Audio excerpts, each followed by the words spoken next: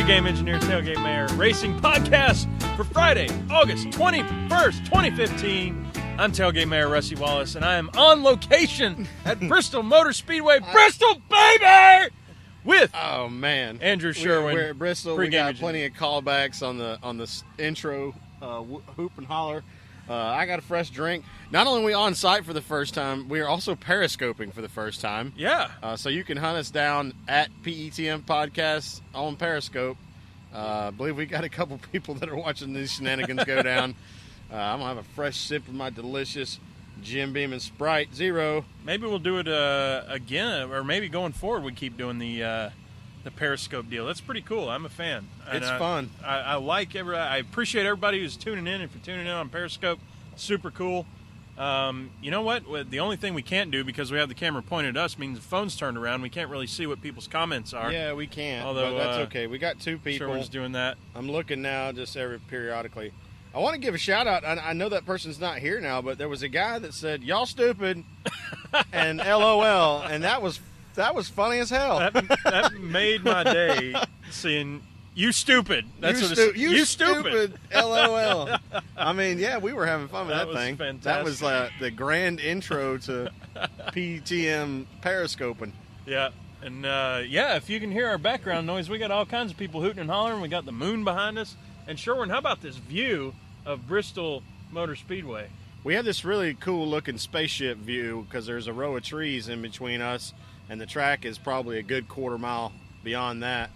And so you have this kind of a hazy, the halo, smoky-looking halo, and we see the lots of the mini hot air balloon little toys are floating around in the sky. I think I was telling you in the pre-show, and the Periscope people will know this, but we were talking about first time we saw it, and I think here was the first time we saw it, is what you were saying, but the first time we saw like how it's done over at Martinsville when we went there, that was cool. Yeah, the first time seeing one up close where you could really examine, what the device was, and it's something simple that if you find the right vendor, you're talking about maybe $5 for one of these things. It's got a little fuel canister, and it's just like a tissue sort of parachute thing that you light on fire and off it goes. And if you're just dumb enough to be at the Bristol race, you might think it's a dying star. We had one of those encounters on the walk back, and I had one of those. Definitely had to heckle a little bit. She had no idea, but that's okay. I can't believe we're doing this live from Bristol, man. This is too cool. This is really cool. We're in our campsite. Maybe we'll post a picture or something on the PTM Twitter handle. But we've got our light shining down on us. We got the laptop up here. And me and Sherwin are just facing the speedway, and it's just a beautiful thing. Yeah, so I'll pick the periscope up here and give everybody a view of what we're seeing, peripheral here. A lot of lights. I'm not going to see too much, but you can see that we're well lit, and there's Bristol Motor Speedway in the background, and so that's what we're doing. Pointing back toward our campsite yeah, so there. right That's over pretty my cool. head, if you take a look at how we're set up here, this whole deal only takes us about 25 minutes to do anymore because we've done it so many times. Yeah, we've been through the paces before. So, you know what? We hadn't talked about it yet. What you drinking, man? I mentioned it already because I jumped the gun, but I am drinking Jim Beam White Label and Sprite Zero. It's a good race drink. Not too much sugar, no caffeine for me. And I've got sugar and caffeine mixed with my Jim Beam Black. I've got, troll hard. Yeah, Coca-Cola and Jim Beam Black, one of my favorites. Real good deal. Man. Those on the podcast can't see me. I'm wearing my stupid race hat that I like to wear. I think it was one of those things that I got at Walmart that was like the Toby Keith style. I was about to say Toby with Keith. The little wire rim, and you got to get the nose of it turned way down, and the sides tucked real tight with this what do they call these things? Stampede strings, making sure it doesn't blow off my head. Yeah, we're all good to go here. It looks good. I'm a fan.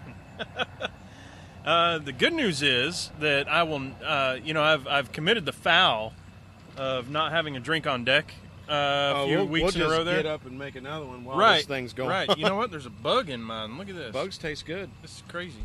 Oh, the laptop went a little dead there. Sideways. We're all right. I just got to jiggle the mouse a couple times every once in a while. Yeah, you gotta stay on top of that, man. Ooh, I kind of dragged guts protein, into the drink. A little protein. Yep, so be it. So, it's hard to sit here and look at all this and know where we're at and then start going into the podcast because I'm usually sitting in my house in the guest bedroom talking into this microphone. Right, and I'm usually in my office, which is the third bedroom in my house. Right. So we've got topics here, and I'm sitting here going, well, I guess we can get into topics, can't we? Well, we might as well hit one here before we lose everybody. Yeah, we don't have the mixer here, so I can't play our sound effects and all that. Oh, the car crash. Or, yeah, we didn't car do any. crash or We're leaving mistakes we made out this week because I don't care. I didn't have time to listen to the podcast. We're moving on. And this is our first outdoor podcast, too. First outdoor. We're doing lots of firsts this week, y'all. A lot of firsts. And in 2 weeks, it'll be a lot of seconds. A lot of seconds. Yeah, and one first, which is Darlington. Yeah. Yes. Yeah, it'll be a new location to do the on-site deal. So let's start with our... I'm probably way off mic. You can see how low that recorder... Hopefully anybody can hear me. Yeah, I think you turn away from the mic a few times, so might keep it pointed to I'm pretty distracted, as it turns out. Well, that one ended up good. That was loud. Off mic. So I think Let us know if the off mic stuff's working. Yeah, I'm a big fan of other comedians and stuff, off mic stuff, so I'm happy to replicate that and hope it works out. And there's people shooting off fireworks. I was hoping Hopefully we'll hear some. Yeah. We'll call them out on the podcast. But maybe I think the biggest news coming out of this week was MWR. Whoa, big news. Yeah, big news. Not good news. MWR, Michael Waltrip Racing. Yeah, not good news. We've talked about it, and I guess it's always the same way in NASCAR. It's always a worst-kept secret in NASCAR every time there's any big news. Yep. And this time it was Michael Waltrip Racing has decided to close its doors after this season, matter of fact, meaning that Clint Boyer and David Reagan are going to be, they call it unrestricted free agent of NASCAR, but they can only go to a few teams. Yeah, well, Clint Boyer sat down with Robert Kaufman and Michael Waltrip, and they had a real serious conversation about what the direction of the team was going to be, and agreed that it wasn't good for either one of them for them to stay connected. So Clint is a, air quote, unrestricted free agent, which in NASCAR, it doesn't mean the same thing it does in other professional sports. If you think about the teams that are already locked up, that really there's only 2 or 3 options for Clint, and it's like a third car at Chip Ganassi, which would make sense because that's where Robert Kaufman purchased ownership in the team. And you got Roush is only running 3 cars right now, so they could add a 4th, and then Clint could return to RCR in a 4th car, which we know that RCR has been terrible when they've run a 4th car. That 4th car just never worked, and that's why Clint left to begin with. Yeah. And it's hard to imagine. Think about the last 15 years, what Michael Waltrip himself has gone through. And you may like him, you may not like him on the mic or whatever, as a person, or as the person he is on, media and on TV and all that. But just think about everything he's been through, man. Winning 2 Daytona 500s, but one of them was the death of Dale Earnhardt at the same time. Starting up a team. I saw a stat. I saw this bar graph. I don't know if you saw it. It said number of laps led by MWR over its entire existence. Yep. And the first one was 580, and then 300. So I'm just making numbers up. And then this year was 8. Yeah. And golly, it's tough to see for somebody who just is so passionate about the sport. Well, and they had a great 2 or 3 year run when all the pieces were in the right place. They had Mark Martin doing a lot of time in the 55, teaching them how the cars ought to work. You had Clint Boyer come over and win 3 races and finish second in the championship. They had championship teams. They had a championship caliber team there. Martin Truex, I think you're seeing that he's had the talent all along. We like to joke about remember when Truex was good. But he's obviously good enough to compete with a good team, as you see they're doing with the 78 out of Colorado, the Furniture Row team. So it's a shame. It's unfortunate that this kind of stuff goes down, but you can really pinpoint it. I was probably harsh on Twitter. I think somebody calibrated me and said, "What's Michael Waltrip's legacy?" And I said, "Cheating." Because they showed up at Daytona with rocket fuel in the motor. You're right, though. That was a turning point. Though. And then it was a turning point. And then the spin gate at Richmond in 2013, and they've crumbled since then. Yeah. But there's other two pieces that are to the puzzle. Is Vickers was set to have a full-time ride. He wins a race with Rodney Childers on the box. Kevin Harvick moves over to SHR, snags Rodney Childers as crew chief, wins the damn championship. Yeah. I mean. Yeah. That's a good question, though. What is Michael Waltrip's legacy in the sport? I don't know. I don't either. I don't want to say it's cheating. I'd said that on Twitter because that'll drive yays and nays. Yeah. And we know what positive and negative attention is actually a good thing when you're doing the social media thing. When your podcast is this young, right? When we have like 25 or 30 downloads a week, and we're trying to figure out how to make that number grow a little bit. Sometimes it's good to stick something out there that people don't like. But yeah, I don't know. I mean, Michael Waltrip's such a likable, charitable person. He's had a ton of awful things go on, starting with he wins his very first race of his NASCAR career, Sprint Cup career, at the Daytona 500, and his boss and savior in a lot of ways for his career was killed on the same last lap that he won on. So, there's a lot of bittersweet with this guy. Yeah, and we talked about it before. His facility is not only world class, but also was the most fan friendly facility. It was one from what I could tell, you can walk up on the balcony and just see everything. And I mean, they could be just in the middle of working on stuff, and you can walk around. You're not bothering them because they're just working. Yes. And so, just really cool the way they set that up. And it's the first one that's really a big one or a big facility that's been created in the last 6 or 8 years. Well, it's really the only new competitive team that's been birthed. People will say, SHR, Stuart Haas. I'm like, well, Haas ran his first race in like 1998. Like, he's been around.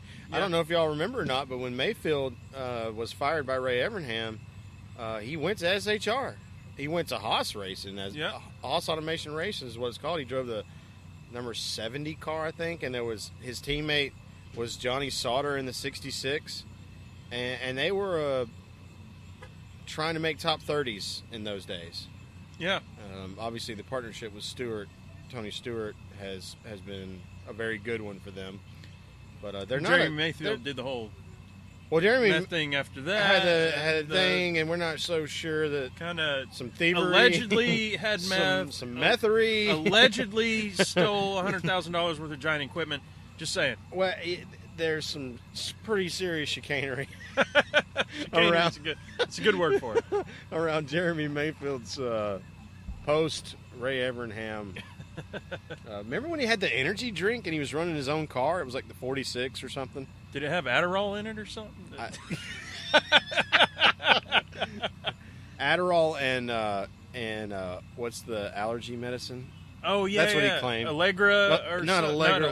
There was over the counter. It's got a V in it. Viagra. No. Mark Martin. Mark Martin. Oh, Vertec. Veritech? I don't remember. Versa, we should probably stop now, but yeah, we should. I mean, that was got a little jump shark there for a minute. That'll happen. It's 11 p.m. at Bristol Speedway. It is 11 p.m. We've been the latest podcast we've done to date. Only one on site. We probably are going to say that too many times, but that's how excited we are about it. Can you hear the cop cars? Yeah, well, there's somebody's a lot of running background code noise. over there. Yeah, no telling how awful this sound is, but we'll see. So, something I wanted to bring up. So we drove here the last 13 miles coming in. We periscoped for the first time. The inaugural periscope of the PETM podcast. Periscope. Oh yeah, it was. We peaked. I got goosebumps just now. Yeah, we peaked at 31 viewers. That's pretty cool. That's pretty cool. and most of them, I think we got 0% retention. Yeah. Which I believe means that none of the people that watched joined after the fact or followed after the fact. Either followed or stayed on for more than a minute, but yeah, we appreciate their minute. Yeah, we appreciate it. I want to thank Rusty's sister and brother-in-law for following us. It's a start. We will do more periscoping. Absolutely. Hopefully we'll keep it or Absolutely. make it more entertaining as we go. As we are now. It's fun. It's- Hey, check it, see if we got any let's messages see. there. Maybe somebody's talking to us. No, still just Stephanie, I think, if I had to guess. Okay. Just the one. Oh, cool deal. That's all right. That's all right. Glad they got their data plan sorted out so they can watch. Yeah. That's it. That's funny. Steph, you didn't get I have no idea how wide angle this thing is, so I'll back it up. there's no telling. It's probably up our noses or something on there. No, it ain't that bad. Okay. I looked at it a little bit before Yeah, I put looks it down. fine. Sorry, So- y'all. So we drove in. Like I said, the last 13 miles we did the periscope. It was always cool to see Bristol Motor Speedway coming up over the horizon or whatever. But I got to tell you, I'm going to say I called it on this one. Okay. And I'm not proud of this, by the way. I'm not proud that I called it, and I'm not proud that it is a thing. Well, I might chastise you then. Well, it's the rebel flag, man. Oh, man. Man. It's...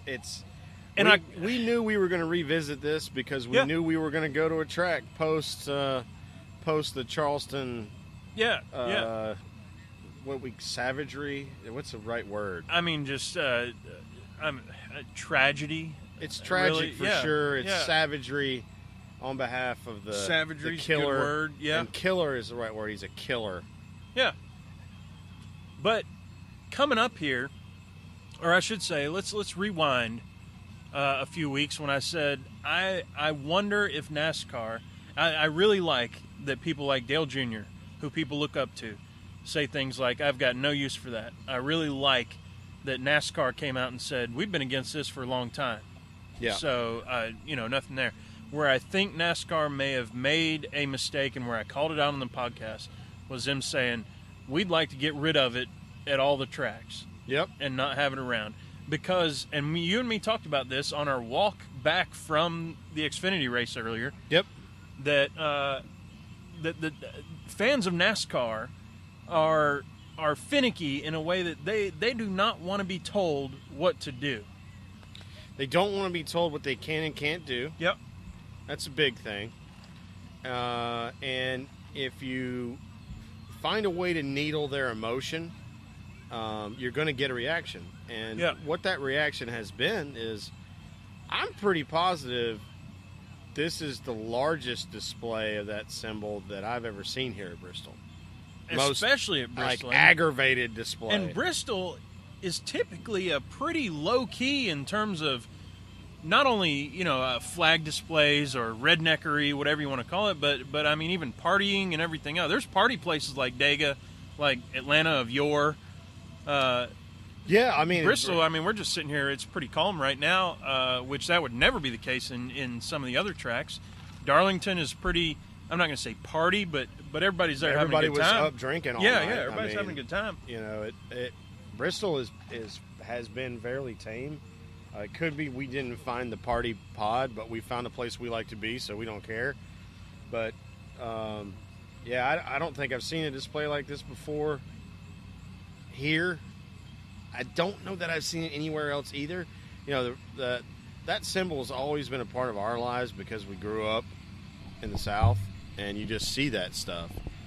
But yeah, I mean, I'm not going to get too caught up in emotion about seeing the flag so much because, I mean, it doesn't mean the same thing to me that it does to the families of the victims of racism.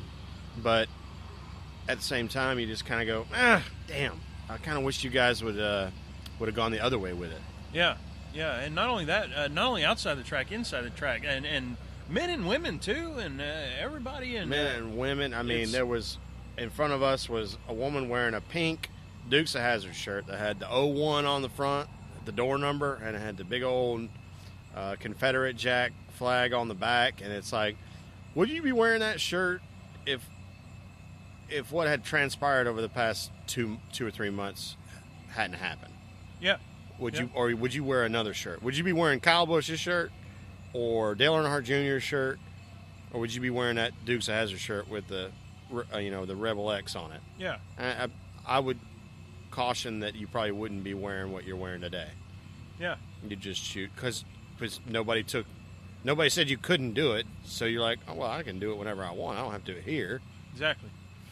So let's abandon these downtrodden stories because we're outside. We're at Bristol.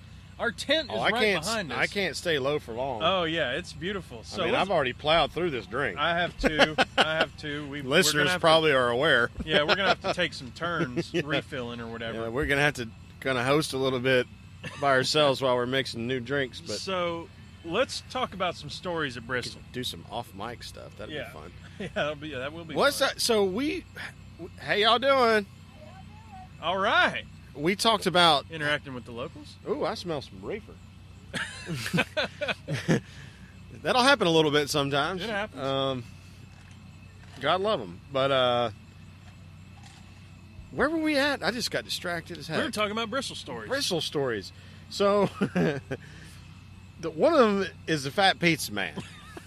And God I think we can say that the guy. word that we call him. I think we can say that on the podcast without repercussions. I don't think I think he would probably embrace it. Yeah. Because he's making cash hand over fist. We Selling call us the guy $2 pizzas for $10 each. We call it So let's rewind a little bit. Yep, back it up. The first time we came to this particular campsite, 2010. It's called, what's this place called again? Why don't I know it? Oh, something with an end. It's something END. Oh, I can't remember. It doesn't matter anymore because we know how to get here. Yeah, we don't just have to know Google where it to turn anymore. in. Yeah, we don't even have to know. So we right down over there. We pull in here. Well, here's the thing. After each race, and there's 2 nights of racing. There's the Xfinity race. There's the Cup race. Well, there's the truck race, but that's on Wednesday, and we hadn't done that yet, which we're going to. But it's going to happen. Yeah, but there used to be this local pizza joint. Not used to be, there still is, but the pizza joint's still showing up. But at the entrance to our campground, this fella, he had to weigh 450 pounds. Oh, and he was in that crappy van, too, remember? Crappy van, and he was hawking pizza out of the back of his van. And damn sure was. We have I guess, decided to call that Fat Ass Pizza. Fat Ass Pizza. I have no idea what the name of the pizza company is or anything, but it's Fat Ass Pizza. Yeah, and it works. And I'll tell you what, you come in a little bit sideways from the race, and you don't really feel like cooking, and you go and buy yourself a Fat Ass Pizza. Especially when it's $10. What a steal. $10 for I don't a have large to do pizza. squat and I get food. So we just came back from the Xfinity race, and we saw that happen, and we're discussing, because we can either cook some food, which we have plenty of, or what's our other option, Sherwin? Fat Ass Pizza right over there. What'd we buy? It's right over there. We're like a solid 7 for 9 on Fat Ass Pizza opportunities. So we got ourselves some Fat Ass Pizza, and we've been eating on that. So that was good. It is good. There's still a few slices left, and I'm gonna have me one for this, maybe for the podcast, though. Perhaps. So, another good story, I think. Well, I'll say a story. The first time I ever came to Bristol. Why don't you tell them about the first time you came to Bristol, and I can refill. Yes. Okay. So the first time I came to Bristol was very unique. Sherwin's and been this here is one strange. more time to me. Yeah.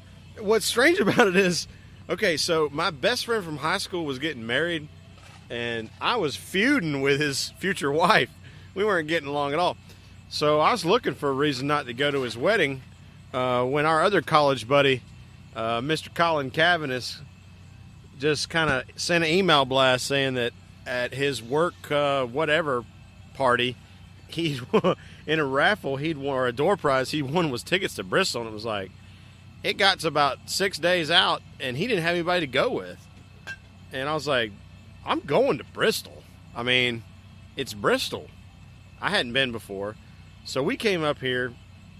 We drove up here the day of, which was dumb. and we went to the Cup race, which was, it was awesome because it was Bristol. My race car driver didn't do worth a flip. It wrecked on like the 6th lap, which was awesome. But we had a great time.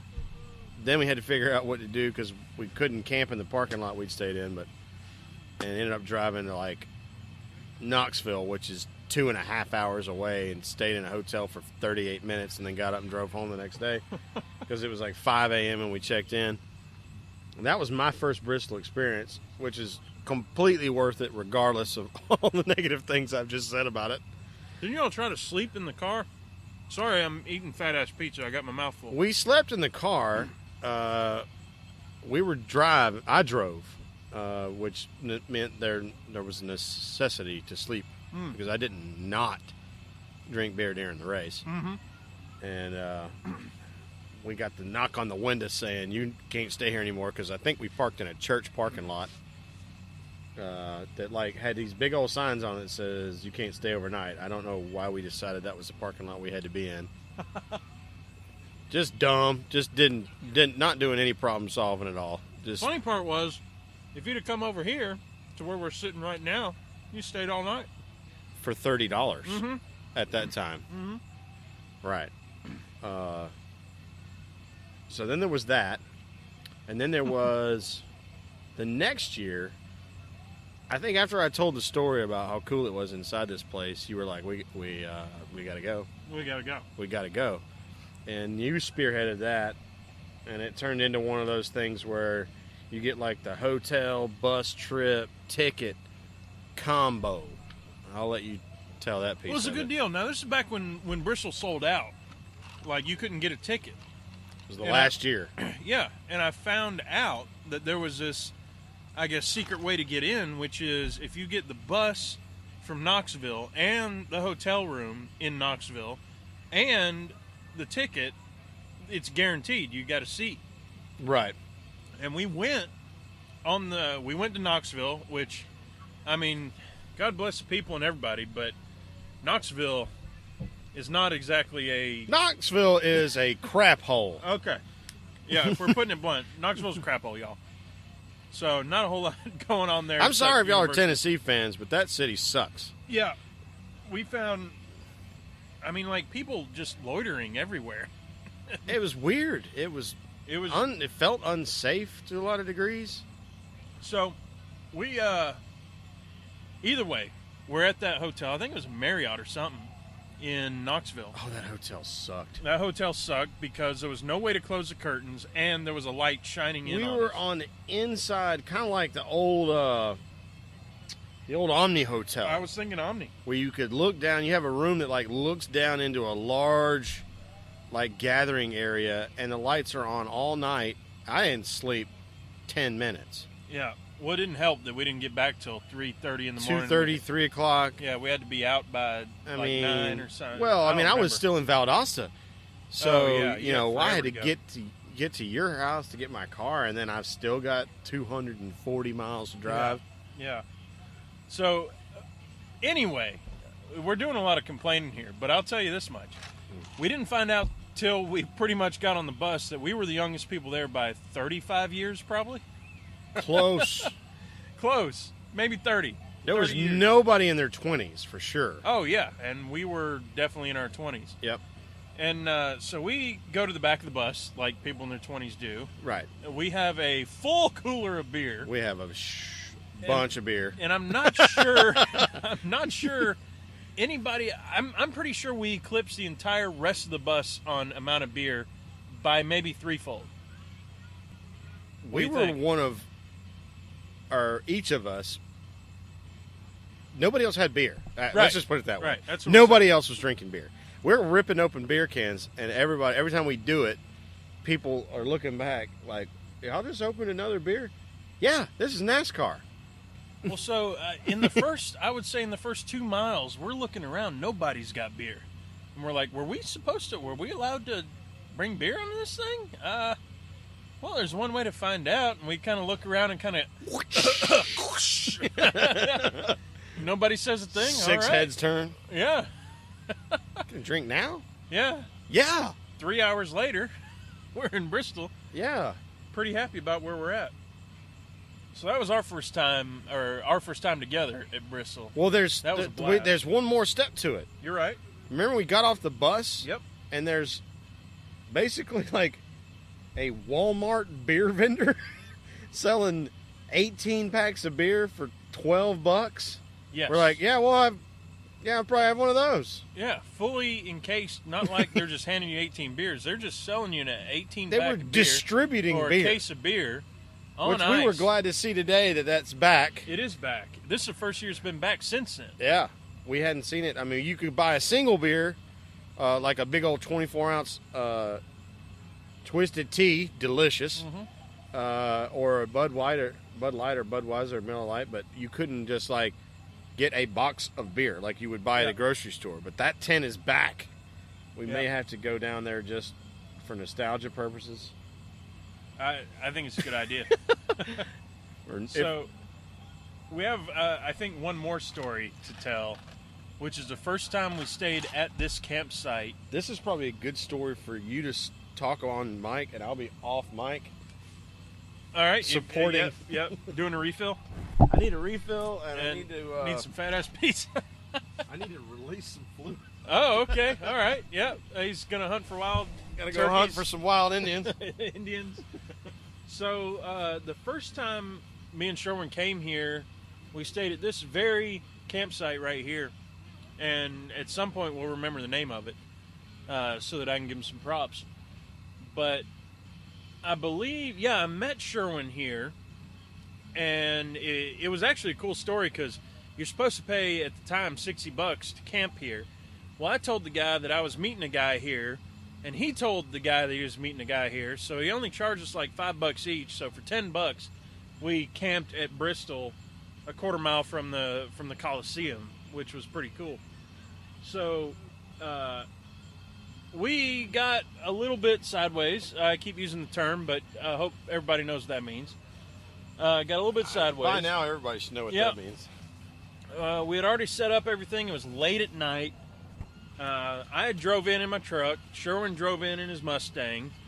And we decide we're not going to go out there on the road or nothing. We're not, stupid like that. But you can't keep a couple redneck boys from doing a few donuts.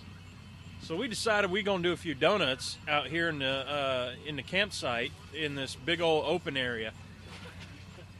Sherwin's laughing. Long, grassy, downhill. Yeah, long grass, downhill area, and we get in Sherwin's car. He throws it into first and just just running that thing, doing donuts. We had a blast. We're laughing our butts off. I don't know that I've ever laughed that. Well, we were laughing hard. Yeah, it was funny. Yeah, we were laughing real hard at what all was going on. And I mean, just like redneck old boys will do. Then we, end up going to bed at some point. We get up the next morning, and we look over. We decided to walk over where we were doing donuts just to see if we had made any, tracks or anything. Whoops. Well, ended up, Sherwin had accidentally done perfect donuts around, I don't know, rock. it was a concrete rock, a boulder sticking out of the ground that would have torn an axle off. Yeah, it was not good. It was not good. It was one of you walk up on it and you go, oh, whoa. I don't know what to say. It's the kind of thing that even in the state of mind that we were in, if I'd have known that thing was down there, I wouldn't have done it. Oh, no way. Like, it's a total miracle. No way. Yeah. That would have been bad news. So we survived that one somehow. We'd have turned your Mustang upside down on that hill or something. I don't know what would have happened. I'm glad I don't luckily, it was night. The dew sets pretty heavy here in the Smokies, so it was nice and slick. Yep. And we just got lucky. Well, I'm just gonna call it luck. We got lucky. In the end, nothing bad happened, and we laughed our butts off. And so I couldn't even shift. I was laughing. Yeah, the miracle. I mean, of whatever you can imagine this. So we're going downhill, and I'm going as fast as the damn car will go, and then I'm cutting the wheel to the left and shifting in second, and we're just looping down the hill. No cares or nothing. It was great. So that takes us to today's race that we just got back from. Just walked out from that race and walked over here and started the podcast. That was the Xfinity race. I had to look over on the monitor so I didn't say Nationwide again. Yeah, that'll happen. Now I've just said Nationwide, so none of it matters. That's okay. That's Dale Jr.'s sponsor, and they're still a partial sponsor of the Sprint Cup Series. So and they've it's got not a total screw up to do it. And they've still got a lot of advertising in there. Like there's more. Well, you see Nationwide more than you do Xfinity. They're a sports sponsor more so now than a series sponsor. Mm-hmm. They're just a sponsor of NASCAR, and they're a primary sponsor of Dale Jr., which is probably a pretty lucrative deal for them. You and me both. Yeah, you and me both, if Junior. you remember that commercial with Tony Uri Sr. That's a good one. So the race, let's see. I think we both had the same sort of perspective on it. The guys that we were watching were Darrell Bubba Wallace Jr. and Chase Elliott. We had you Chase. Hear that? Somebody playing Fishing in the Dark. You and me going fishing in the dark. I think it's probably not going to pick up on the mic, but that's awesome. It sounded live, like somebody singing. That's the only reason I stopped. Oh, yeah. There's always a concert that we halfway consider going to and then realize how far we'd have to walk and then walk back, and then if you run out of booze and all those fun things. There's a lot of factors. But we were listening to Chase Elliott's scanner radio, and I don't know that we've talked about it really at all, but we have these really cool headsets that not only allow us to not lose our hearing, but they allow us to hook up to a scanner and listen to somebody's team communication. And Rusty and I are linked together so we can key in and talk to each other just like we're talking right now. Yeah, it's fancy. It's new redneck money. It's new redneck money. And it's a shiny toy. I guess we've had that thing for like 5 years now or so. Or more, yeah. Or more. For sure. We bought them at Atlanta. Which would have been before 2010. Yeah, we've had them for a while. Yeah, it's been a while. They've served a fantastic purpose. But we kind of joked. We were both, we were Chase and Bubba were racing around each other all night. Chase Elliott and Bubba Wallace. Chase Elliott and Bubba Wallace. Who are, as far as Xfinity full-time drivers, those are the two guys for me.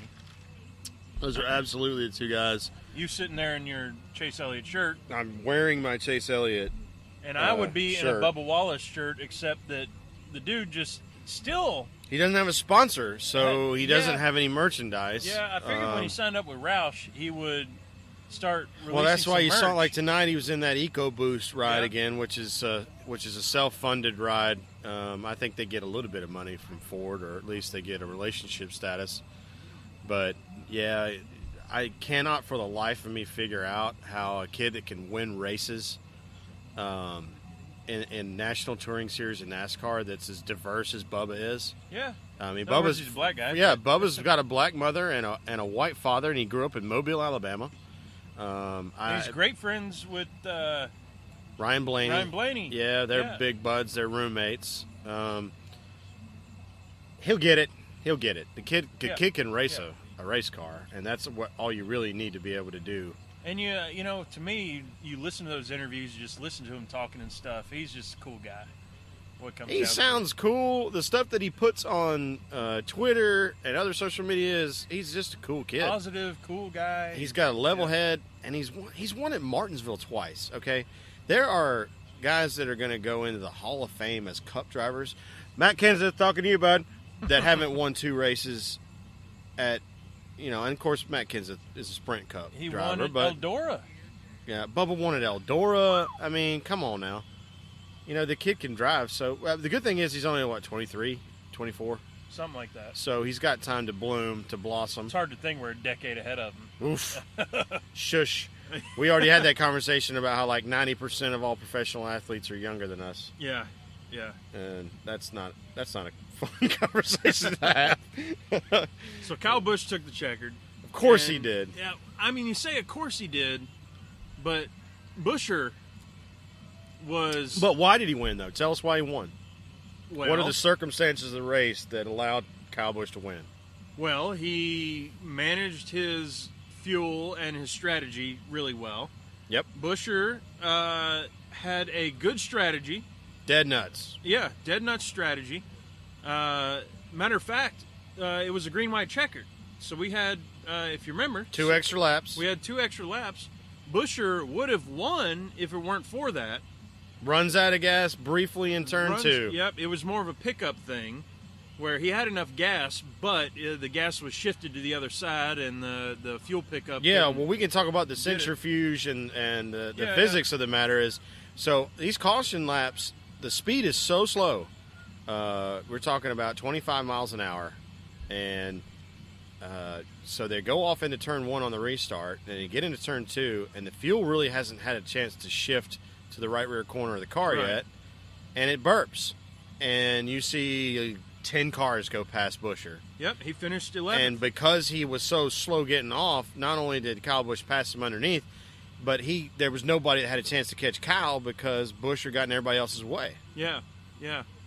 And what caused that caution to start with was some jackhole in the jackleg running 7 laps down and getting together with another jackleg that was 12 laps down and having a legitimate impact on a race that James Buscher should have won. Yeah, yeah. And that and we sucks. were rooting for him. We were rooting for him. Well, the guy's likable. I wish he wasn't driving a Roush, but then again, I root for Bubba. Yeah.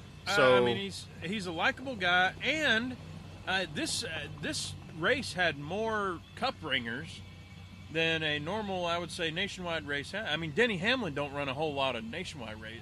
Nationwide, here I go again. Xfinity races. No, he certainly doesn't. And he was on the pole and all that, led a bunch of laps. Harvick was in the race. Yeah. Kyle, of course, he won. You got Blaney. He's not really a guy you would call a cup ringer. Yeah, not exactly. But he's running all 3 races this weekend, so good for him. That's cool.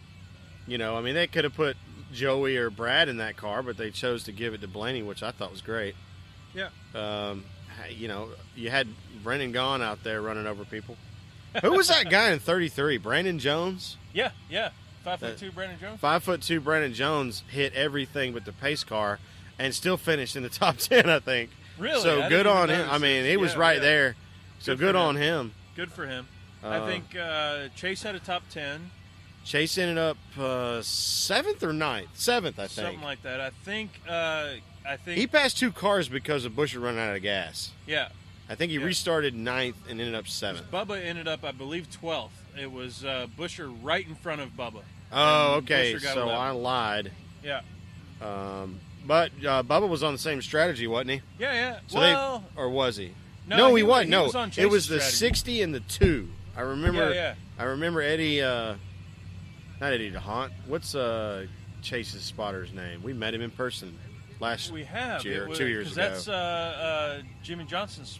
Yeah, it's Jimmy Earl something. He was fun to talk to. Yeah. He was like, only the 60 and the 2 stayed out, and that was like with 100 and something. 135 to go. There was 30 laps difference between when Buscher pitted and when the field pitted. It was 160 and 130. Yeah. So, Cup race tomorrow night. Before the Cup race, we have well, you tell them what kind of meat we have because you're the one that brought it. Okay, so whenever I see at the grocery store that they're selling off the tip end of, I guess what they deem to be a fillet that has a tendon that's a little too tough, or maybe the steak cuts just aren't big enough, or the medallions aren't the right shape, or whatever, they'll blow out the butt end of the fillet for like $8.99 a pound. Filet, y'all. And I'm talking about, I got a chunk of meat that I could have cut into 15 steaks. He's holding his arms out like it's 18 inches wide. But I cut it into 6 steaks and a tip that we're going to smoke. But I've also got thick cut bacon. And I mean like 1/4-inch thick cut bacon. Yeah, real. That we're going to wrap it in. And we're going to smoke the devil out of that thing. We're going to come back from the tweet up and feast. That sounds amazing. While we pound coldies, and then we're going to go back there and watch that. What we hope to be is one hell of a race. We know it will be. It will be. It will be. All the big names on there. Y'all, if you haven't been to Bristol yet, I mean, just we said it last week. The first time you walk in and you go, how are they going to fit 43 cars on this thing? You can't fit 43 people right on this thing just walking around. We call it the conveyor belt, the washing machine, the tornado, or I mean the vortex. It's craziness how fast. And tonight, heck, we lapped the first car on lap number 9. Yeah. Lap number 9. Yeah. So I mean, it's a kind of place where you can run around in 10th or 12th and get lapped, which you don't see at a lot of racetracks. Yeah. So our picks for tomorrow. Oh boy. Picks. Now I wrote mine down so that I wouldn't have to keep going. I'm going off the cuff. All right. So one of them was kind of off the cuff when I put this up, and the other one I knew I wanted to put. Yep. The one that was off the cuff is actually my main pick, which is Denny Hamlin. Because Denny Hamlin, he qualified all right. I cannot tell you how hard I'm going to be rooting against Denny Hamlin. Well, I'm not saying rooting. We're talking about scoring points. Talking about scoring points. Yeah, scoring points here. He was on the pole for the Xfinity race. He had a decent race, and I'm just feeling it. I can't. We can sit here. There's some tracks I just bring up stats and say he's really good here. Here's why. Here's what we did last year. Yeah. He had this in 08, and that's very similar to what he has now. Blah blah blah. Denny, this year it's just kind of a feeling thing for me. Okay. So, and dark horse, and I don't want to pick the same guy every week because Kyle Larson had a really strong showing. Did we make any rules for the dark horse? We didn't. Does the dark horse you can pick have the same guy every week? I don't care. care. Does the dark horse can it be somebody that's already won this year? Yeah, why not? I don't care. Okay. I don't care. Because what I was thinking is, what if you had to up. pick somebody that hadn't won yet this year? Interesting. I like that. I don't want to make up the rules as I go. I mean, you can pick Kevin Harvick as your dark horse for all I care. Well, but you and me know what dark horse I had means. some commentary along those lines. Yeah. So you picked my dark horse, Austin Dillon. Oh, that's fun. Just that coming from the type of racing he comes from, and I feel like I don't know. It's more emotion. You don't have to justify the dark horse pick. Both of my picks though this week are from the heart. From the heart. They're not from no research. Yeah. They're not from anything else, but just you know what? It feels like Austin Dillon could do good this week. Okay. All right. So I did do a minimal amount of research on jski.com. If you guys want to get your racing stats, I'm telling you what. You can hardly do better than jski.com. That's jayski.com. For sure. For all 3 National Touring Series and occasionally wheel and modifieds and open wheel modified. So, my pick, I already planned this one. So I was throwing some smoke up your rear, not saying I hadn't, but I'm going to go with a Busch, but the one that spells his first name K-U-R-T. Wow. Oh, I like it. That's where I'm at. And the commentary I wanted to have on the dark horse is everybody in their brother, mother, sister, daughter, grand dog wants to be the person who picks Kyle Larson to win his first race, which is exactly why I am not picking Kyle Larson as my dark horse, because I don't want to be I didn't either. Yeah. I don't want to be a bandwagoneer. Yeah. Because somebody's going to be the one that picks him to win his first race because they're picking him every race. It's like the guy on Fox Sports that picks Biffle every week. Well, I got to tell you, I'm going to pick Kyle Larson on one of these super speedways on Atlanta, you should. Or Texas, you should. Or Charlotte. Texas, Charlotte, Atlanta. Yeah. That's a good California. Yeah, Michigan, somewhere. Yeah. So I'm not going to pick him at Bristol though. Bristol's too rough and ready. So it's rough and tumble. Whatever. Well, he had a good run was nationwide a couple years ago when he was a rookie. Xfinity now. He had a good run where he almost held off Kyle Busch. Yeah. But so I need a dark horse, and I kind of want to go the route of a guy that hadn't won this year, but maybe is a winner. I don't want to be a turbo homer. You know what? I don't. What do I have in my head? You know what I'd like to see? I don't know if this is fairly a dark horse or not, but I'd like to see Dale Jr. win another race here. Dale Jr.? He swept the weekend back in 04. Wow. Okay. That's 11 years. So it's been 11 years. That's pretty dark horse, now I be would a dark think. horse. Yeah. He's not a dark horse to win a cup race, but he's a dark horse to win at Bristol.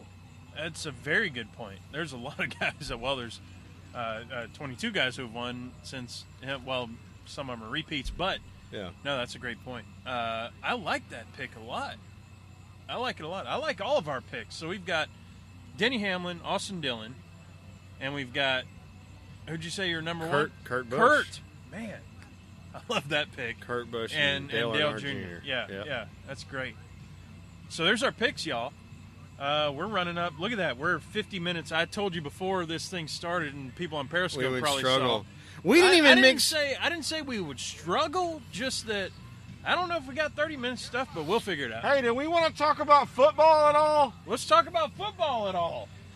So, football is on the horizon. We're less than 2 weeks away from college football kicking off, and I don't know that you could be from the South and not love college football, regardless of the team that you pull for. Yep. You and I are going to be at Bobby Dodd Stadium on 2 Thursdays from now. Yep. That's going to be awesome. For the college football opener, or among the college football My openers. parents are going to come. Fantastic. I told you that. Yeah, you did. That's fun. Dad's listened to a couple podcasts, but I think the subject matter has bored him in the length of time commitment. Well, that'll happen. He doesn't have the smartphone where he can put his earbuds in and go for a walk. So, yeah. So that's 13 days. We have been closing the show with the countdown to Bristol, but we just had. We at Bristol. We just had number one. Let me see if I can call up some of the redneck. Go for it. The fauna, the redneck fauna. Here we go. Woo! You got it. Oh, yeah, we got a couple callbacks say that there. Was 4 callbacks. That was good. Yeah. That was good. Well done. And our other countdown, man. I hate to look forward to another one. Too while tough we're to sitting tame. Here. Too tough to tame. Darlington. Lady in Black. Lady in Black. 15 days from now. Earn your stripes. I don't know what to say. It's Cole hard. Trickle got his first win there. Cole Trickle. Wow. And Cole Trickle. They had a very interesting traffic stop after that as well, if you recall. I was going to say, how did... very handsome young how'd female. Ricky Bobby do there? Yeah. Ricky Bobby wasn't on the scene yet. He was probably on fire. That's true. Asking Tom Cruise to help him out. Yeah, of all people. So Darlington is 15 days from now. I don't even want to look forward to that. We'll talk about that one next week. We'll be there 14 days from now. Oh, yeah. We'll be there 14 days from now. But let's talk about that next week, because this week, tomorrow, we've got Bristol. We got to tease we're going to tease this again, y'all. So we typically have a story at every racetrack we go to for whatever reason. I think it's just our sense of adventure. Darlington's going to get real, all right? Yeah. We've teased this before, but we're going to keep teasing it. It's our best NASCAR story We yet, have to figure out how to tell it. Right. We might have to actually write it down. I'm going to practice it this week. I'm going to New York this coming week, and I've got time on the airplane that I'm just going to sit there and practice the story, make sure we get it right. Sounds good to me. Yeah. So, y'all, I think that's it. I think we've done our duty. Is this our longest one yet? Well, on site? 53-something minutes. Hey, we're on Close. site. Might as well. Close. Where are we at on Periscope? Is my been- phone dead yet? Low battery. Low battery. Oh, You're we are talking to nobody. It's Talking all good. to nobody. Who cares? It's all good. Having a good time. But you know what? It anyway. records, so I'll leave it going. I'll shut it off when we actually close her down That here. sounds good. That's it, y'all. We're at 54 minutes. Really appreciate you if you stayed in this long. You can find us at PETM Podcast. That's right. And once again, I'm Tailgate Mayor at Tailgate Mayor. And I am pregame engineer, pregame ENG. And we will talk to y'all next week. And until then, Bristol Baby! This is Bristol! and we got a couple more callbacks. Talk to y'all next week. See ya. Thumbs up.